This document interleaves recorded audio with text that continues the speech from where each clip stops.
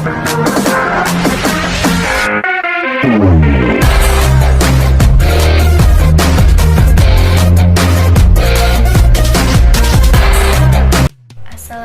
warahmatullahi wabarakatuh. Perkenalkan, nama saya Niken Ayu dengan NIM 18024050414 di kelas 7A Agribisnis, Hukum dan Politik Agraria.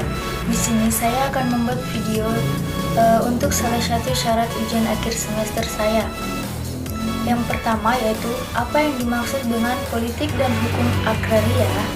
Nah, istilah atau pengertian agraria berasal dari bahasa Yunani yaitu agar yang berarti tanah atau ladang.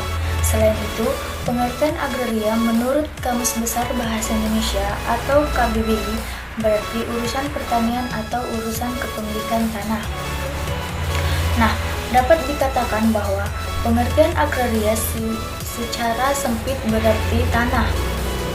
Politik agraria adalah garis besar kebijaksanaan yang dianut oleh negara dalam memelihara, mengawetkan, memperuntukkan, mengusahakan, mengambil manfaat, dan mengurus sumber alam lainnya termasuk hasilnya untuk kepentingan kesejahteraan rakyat dan negara yang ada di Indonesia berdasarkan Pancasila dan Undang-Undang Dasar 1945. Nah, yang kedua, apa yang dimaksud dengan hukum agraria adat dan hukum agraria barat? Nah, hukum agraria adat yaitu keseluruhan kaidah-kaidah hukum agraria yang bersumber pada hukum adat dan yang berlaku terhadap tanah-tanah yang dipunyai dengan hak-hak atas tanah yang diatur oleh hukum adat. Kemudian, hukum agraria barat yaitu keseluruhan dari kaidah-kaidah hukum agraria yang bersumber pada hukum perdataan barat, khususnya yang bersumber pada Bürgerliches Wetboek atau BW. Jelaskan ada 4 ciri pokok sistem kolonial. Yang pertama, ciri pokok sistem kolonial yang pertama yaitu dominasi, yang kedua eksploitasi, yang ketiga diskriminasi, dan yang keempat yaitu dependensi. Yang keempat yaitu jelaskan 4 hak atas tanah barat. Yang pertama, hak eigendom merupakan hak milik dalam pengaturan tanah barat. Yang kedua, hak epat merupakan hak guna usaha atau hak kebendaan untuk menikmati kegunaan tanah kepunyaan pihak lain. Yang ketiga, hak obstal merupakan hak numpang karang, yaitu hak kebendaan untuk mempunyai gedung bangunan atau tanaman di atas tanah orang lain. Dan yang terakhir yaitu hak gebruk merupakan salah satu jenis dari hak eigendom. Yang kelima yaitu 5 hak atas tanah menurut yang saya ketahui. Yang pertama, hak guna usaha adalah hak untuk mengusahakan langsung tanah yang dikuasai oleh negara untuk usaha pertanian, perikanan, atau peternakan. Yang kedua, hak milik. Hak milik mengandung hak untuk melakukan atau memakai bidang tanah yang bersangkutan untuk kepentingan apapun. Hubungan yang ada bukan hanya bersifat kepemilikan saja, melainkan bersifat psikologis atau emosional. Yang ketiga yaitu hak guna bangunan.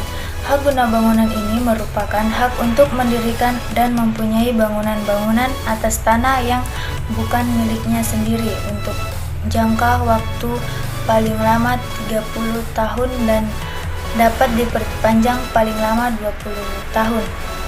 Yang keempat, hak pakai. Dan yang kelima, hak membuka tanah dan hak memungut hasil hutan. Kemudian nomor 6, apa yang dimaksud dengan pengadaan tanah dan pengadaan tanah untuk kepentingan umum? Nah, pengadaan tanah ini sendiri merupakan kegiatan penyediaan tanah dengan cara memberi ganti kerugian yang layak dan adil kepada pihak yang berhak. Nah, sedangkan pengadaan tanah untuk kepentingan umum ini bertujuan menyediakan tanah bagi pelaksanaan pembangunan guna meningkatkan kesejahteraan dan kemakmuran bangsa, negara, dan lainnya. Nah, kemudian nomor 7 yang bagian A, konflik agraria terjadi karena berbagai faktor, diantaranya adalah penguasaan tanah serta perebutan sumber daya alam. konflik agraria timbul sebagai akibat dari adanya ketidakserasian atau kesenjangan terkait sumber-sumber agraria yang tidak lain dari sumber daya alam atau SDA. Bagian B, konflik agraria yang terjadi di Kampung Tua atau nelayan di Kota Batam terjadi karena terdapat perbedaan persepsi atau antara warga masyarakat dengan pemerintah Batam. Untuk cara pencegahannya yaitu berbagai institusi negara berupaya dengan berbagai pertemuan dan kegiatan konflik untuk menyelesaikan konflik agraria ini.